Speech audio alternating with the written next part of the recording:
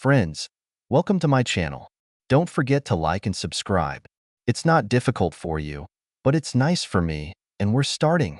A little background information about me, Rob Warfield, is probably necessary to understand the rest of this story. Until I was about 14, I was a juvenile delinquent. I was constantly getting into fights because I was tough, bullied many other children, stole from shops and locals, and once stole a car with several older friends for several hours.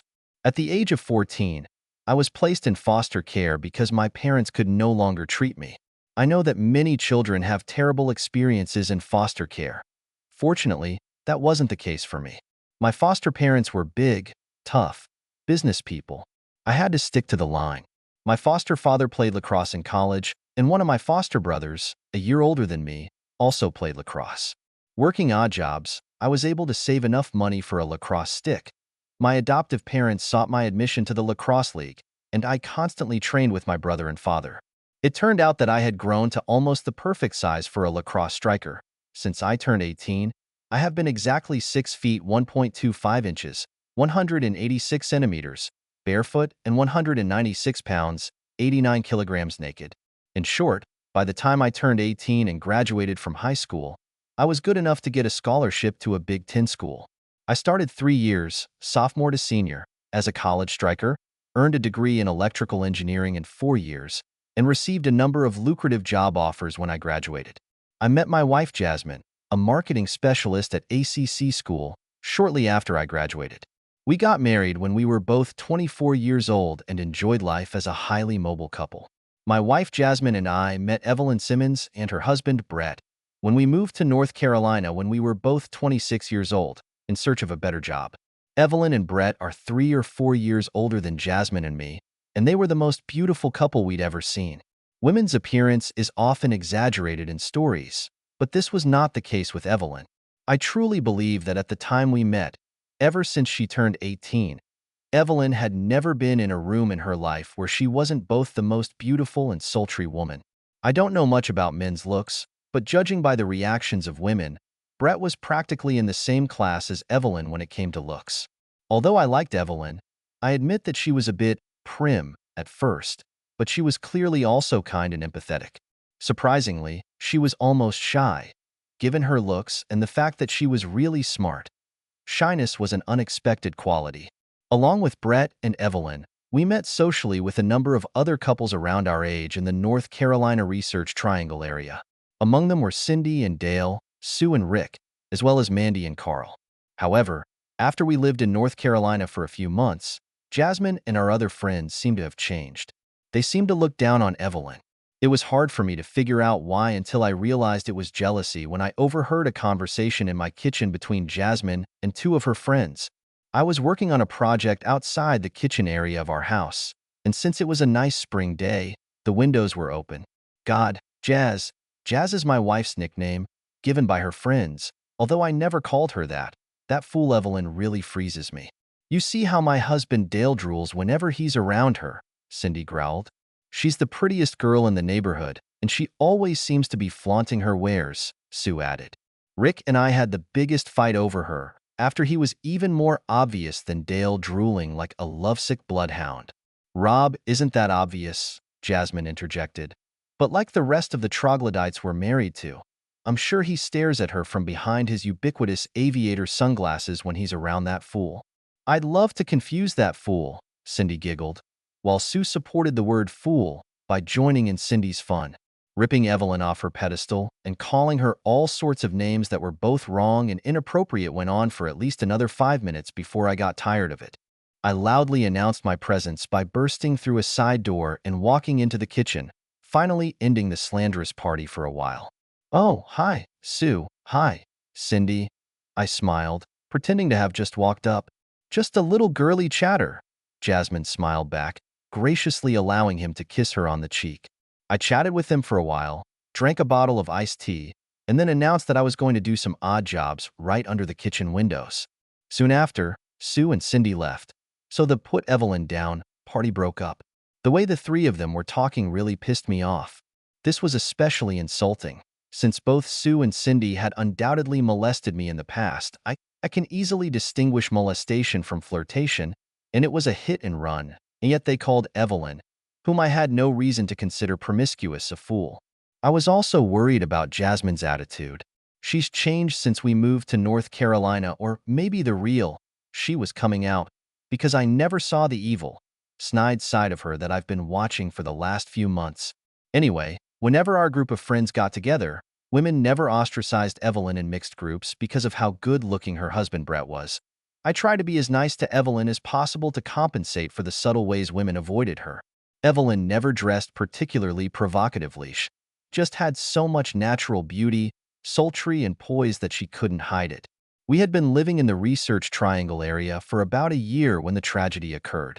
Evelyn was involved in a serious car accident and eventually suffered significant facial injuries and had to have her left leg amputated below the knee.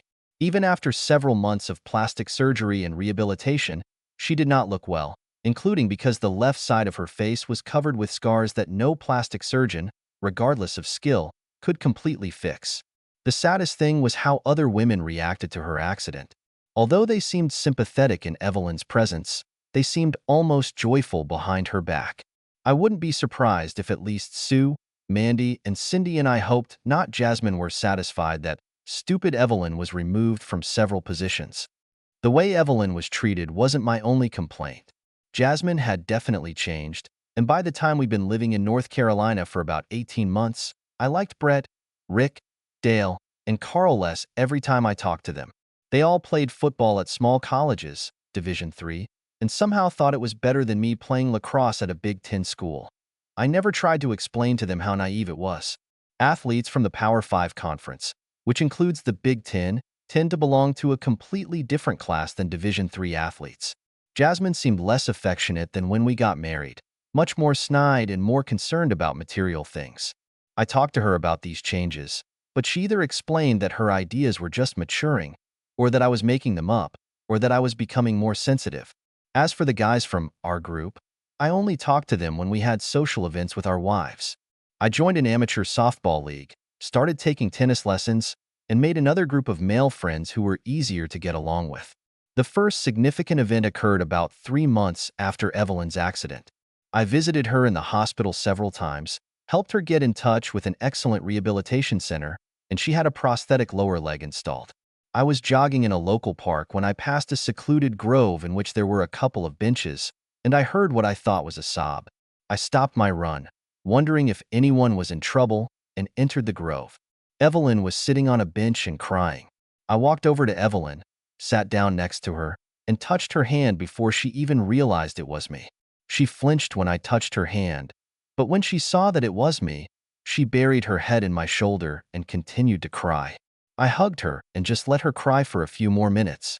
After a few minutes, Evelyn regained most of her composure, looked at me, wiped her tears, and said, "I'm sorry you had to see myself. Pity party, Rob. I understand that you've been through a lot, Evelyn. If what happened to you had happened to me, it would have taken me a long time to come to terms with it. I think I shouldn't be so shallow and worry about how my appearance has changed, or that I can't exercise like I used to, or wear clothes that show off my legs, which I used to vainly enjoy," she replied, smiling faintly. "You're not shallow, but you seem resigned. You don't have to put up with it. You can have the same good life as before." "Not with that terrible scar on her face," Evelyn snorted, turning her left side to me, "or with that artificial leg." She continued to tap on her left shin, which made a metallic sound. "That's where you're wrong, Evelyn," I continued. "Maybe you no longer belong to the 100th percentile in appearance, as before, but still not below the 98th. People with even more need for prosthetics than you are able to perform physical tasks as well as ordinary people." Evelyn looked puzzled. "Why do you say that when you know damn well it's not true?" "I look disgusting, at least. That's what Brett seems to think." I chuckled. She hit me on the arm and swore, "It's not funny." "Yes, it's funny," I replied. "Because you're a beautiful, sultry woman that any man would be lucky to marry, and if Brett thinks otherwise, then he's shallow." After a long pause, she noticed, "You must be blind." "No, actually I see very well. I was lucky with my eyesight." "I think you need to change your attitude. I'll tell you what. Why don't we meet twice a week to work on your mobility? I will accompany you wherever you want to go." so that if you have any physical problems or feel uncomfortable, I can help. Besides, perhaps my attention will make you believe in the truth, namely that you are a beautiful, sultry woman." Evelyn protested for a few minutes, but then agreed. We started by walking on a treadmill in the park, and when she got tired, I carried her the last 500 or so yards back to her car. We agreed to meet twice a week for an hour or so to work on her mobility, and after a while I noticed that she was wearing makeup again, trying to minimize the scars on the left side of her face. I made no attempt to hide my communication with Evelyn from Jasmine. In fact, I invited her along because I thought the support of another woman would be helpful. Jasmine disdainfully refused. I didn't like it. After about 6 weeks of our sessions, Evelyn's attitude and mobility improved significantly. However, she had one serious flaw. She said that Brett was getting more distant every week and that she was sure he was having an affair. When, after one of our sessions, she told me about her suspicions of an affair, I sat her down and talked to her in detail about it. After talking to her, I wasn't convinced that she was right, but because it bothered her so much and because she and I became good friends, I suggested that we investigate for her. "When do you think he's probably messing around?" I asked. "It seems to happen in different ways, but almost always early on a Saturday morning. Would you mind if I temporarily shut down his car one Saturday, install an electronic tracker on your car, and he has to use it?" Working as an electrical engineer, I had access to all kinds of sophisticated electronics that only exist. I can easily find out if he cheats on Saturday afternoons. You will call me this Friday evening after you make sure that he will not use his car in the evening. You leave the side door of the garage open, and I'll do the rest." A big smile appeared on her face, and she kissed me on the cheek. I smiled back. The second significant event occurred when I implemented my plan on Friday evening. After receiving an encrypted message from Evelyn, "My prosthetic leg hurts tonight. Do you have any suggestions?" I left the party Jasmine and I went to on the pretext that I was going to bring more ice for the host. I snuck into Evelyn's garage, temporarily shorted the most important chip in the starting circuit of Brett's car, and inserted a magnetic tracker into the well of the rear wheel of Evelyn's car. It took a total of 4 minutes. I took the ice for the host and returned to the party. On Saturday, Jasmine went to her usual Saturday shopping with Sue or Cindy, I don't remember who, so I was free to follow the tracker in Evelyn's car while doing some computer work at home. As soon as I saw Evelyn's car in motion, I jumped into my car and followed her.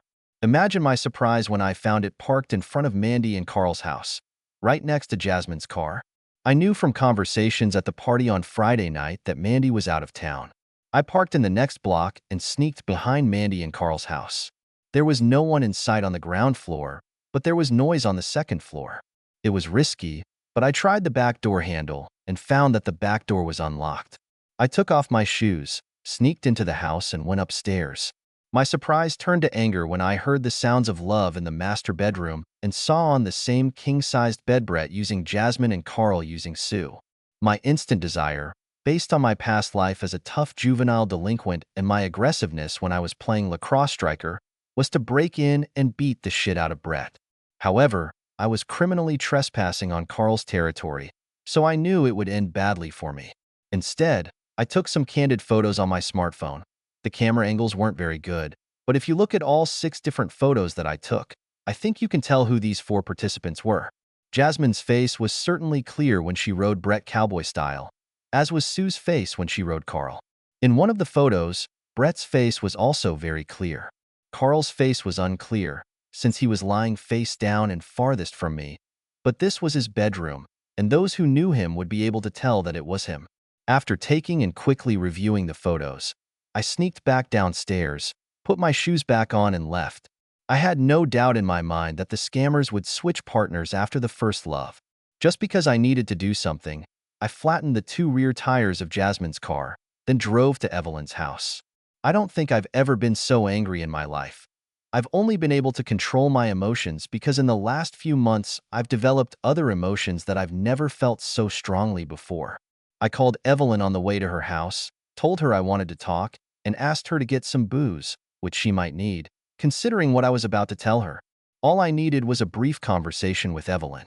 At first she cried and said something like, "I know I'm ugly and disabled now," but I stopped her. "You don't deserve to be treated like this. Brett and Jasmine are jerks, just like Carl and Sue. I have a plan. Can we meet at the beginning of next week after I clarify some details? Good, she replied, wiping away her tears. You have to be as good an actress as you can be for the next week or so to keep Brett in the dark. Can you do it? Wiping away the last tear and putting on a cheeky expression, Evelyn replied, Yes, I can do it. I'm going to fix Brett's car, and then I'm going to start working out my plan. I'll text you about the meeting, probably on Tuesday or Wednesday. Thanks, Rob, Evelyn said with a half smile and kissed me on the cheek. I started my new life by grabbing Evelyn and imprinting on her lips the hottest kiss I've ever given anyone in my life, hugging her tightly. Not only did she not resist, but she responded to my passion with special fervor. When I pulled away, I smiled at her, went to the garage and removed the short circuit from the starter circuit of Brett's car, and then drove home. I was proud of myself for not behaving too differently with Jasmine over the next few days. The only thing is, I didn't initiate love. Jasmine was surprised when she tried to start this, but I asked off and she accepted my lame excuse because I had never lied to her before. I was busy for the next few days. I met Evelyn on Wednesday afternoon at a cafe in the building next to her workplace. I wasn't sure if she would completely agree, but with minor changes, she agreed to everything I suggested. We parted with the most passionate kiss that neither of us had ever had in our lives, and when I left, there was a smile on her face, and a warm glow emanated from her heart. My plan should have been fully implemented within 3 weeks after I met Evelyn that Wednesday at the cafe. In the meantime, we continued our sessions twice a week, saying goodbye with a kiss each time, and not just hugging, as in the first few weeks. I really had to make love to Jasmine so she wouldn't suspect anything, but I just used her like the $3 fool she actually was, and she seemed satisfied. Everything went smoothly until a week before the deadline. I couldn't stand it and put a fly in the ointment. The third significant event occurred on Saturday evening, a week before my plan was to be fully implemented. It was a barbecue at Sue and Rick's house, where all the usual suspects were. I was happy that this might be the last time I saw any of the male assholes in our group. While the women were doing something else, the guys, with the exception of me, since I didn't drink alcohol, each drank their 6th or 7th beer and exchanged lies in the backyard. To my shock, although, in retrospect, I shouldn't have been surprised, given Brett's demonstrated disrespect for Evelyn. Brett made a defamatory comment about Evelyn that included a reference to both her ugly scar and metal leg. I couldn't contain my anger. Why are you a fucking fool? I growled. How dare you talk about your wife like that? I added a few more expletives, some of which implied that he had an unusual relationship with his mother. Stunned, Brett, to my delight, did something really stupid. I think his reaction was caused by the 7 bottles of beer. His naivety that his playing football at a Division III school somehow made him stronger than me playing lacrosse at the Power 5 conference. Further, the fact that there were other guys there, and his goofy personality in general. When he approached me with his fists clenched, he growled, I will say whatever I want about my wife. When his face was 18 inches from mine, I hit his nose with my head, breaking it, causing blood to gush everywhere, and knocked him to the ground, where he lay moaning and gasping. Then my joy became even greater when Carl, obviously fueled by the same dope that stupidly spurred Brett on, took a swing at me. I grabbed Carl's right fist with my left hand, stopping his drunken punch in the air. In the same motion, I kicked his left knee with my right foot and, when he fell to the ground, stepped over his right arm and broke it. Dale looked like he wanted to do something, but I pointed at him and growled, Don't even think about it. Rick bent over the moaning and writhing Brett and asked, Why did you do that? Don't worry too much, Rick. Brett and Carl have been using your wife Sue apparently for quite some time. I'll send you the photos in the next few days. At that moment, the women ran up, all except Evelyn, who remained in the background with a smile on her face. Because I couldn't help but stain myself with Brett's blood, and because both he and Carl were screaming in pain and I was looking wild-eyed, Jasmine barked, What did you do, Rob? I calmly replied, Your fools attacked me, so I beat the bad out of them. Lucky for you and Sue, I didn't crush their testicles. As I walked to my car, Jasmine and Sue were yelling at me. I wasn't paying attention to them. I was surprised that Jasmine came home. I was already in bed when she did it. She turned on the overhead light in our room, and started to get annoyed. Not that you care, but both Carl and Brett had to go to the hospital. Brett has a broken nose and a concussion, and Carl has a broken arm and a bruised knee. Jasmine didn't expect my answer. Turn off the light, you fucking fool, and get out of my room and go to sleep in the guest room. After the initial shock, she snapped back. You can't talk to me like that. That was all she could manage. I got up from the bed, looked at her face and said, if you don't get out of here, I'll throw you out on the street without your keys, and you can spend the night outside or look after your buddies, I don't care who. She started to stutter. What? You. You mean? Obviously, my previous words didn't reach her. She might have been drunk, but I didn't let her finish. I carefully picked her up, carried her outside the room, closed and locked the door and slipped our safety bracket under the door handle. Jasmine pounded on the door for about 5 minutes, but I turned on our car with white noise to muffle the sound, and 10 minutes later I was in dreamland.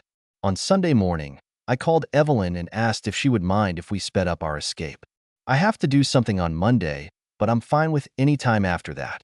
I'll have the servers ready for processing by Tuesday and arrange for the movers to come on Tuesday too, while Brett and Jasmine are at work, I replied happily. Jasmine tried to talk to me on Sunday and Monday. I pushed her away, saying that we could talk on Wednesday morning, but not before. She tried to engage me in conversation anyway, but I just walked out.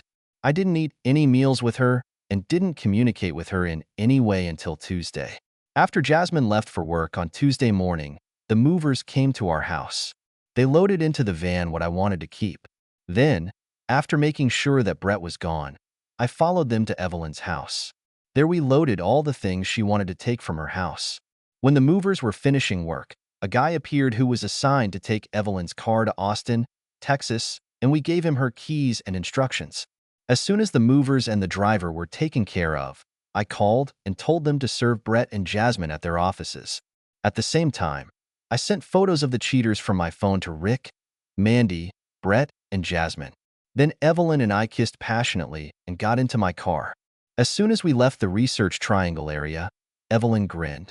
I can't believe I'm starting a new life, with a new job, in a new city, with a guy I've never even had love with.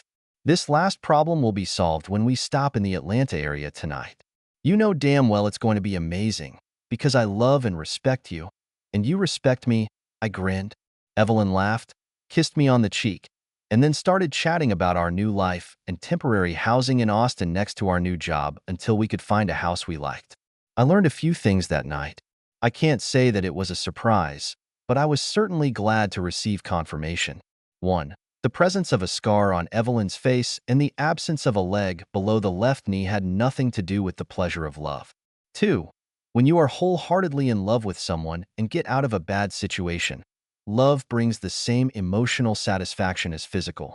3. Starting a new life with Evelyn was probably the best decision I've ever made in my life, perhaps after I got out of the juvenile delinquent stage in foster care. Both Brett and Jasmine tried to call us several times. We only answered their first calls, during which we simply told them that all communications should be carried out through our lawyer. Obviously, Evelyn and I hired the same one.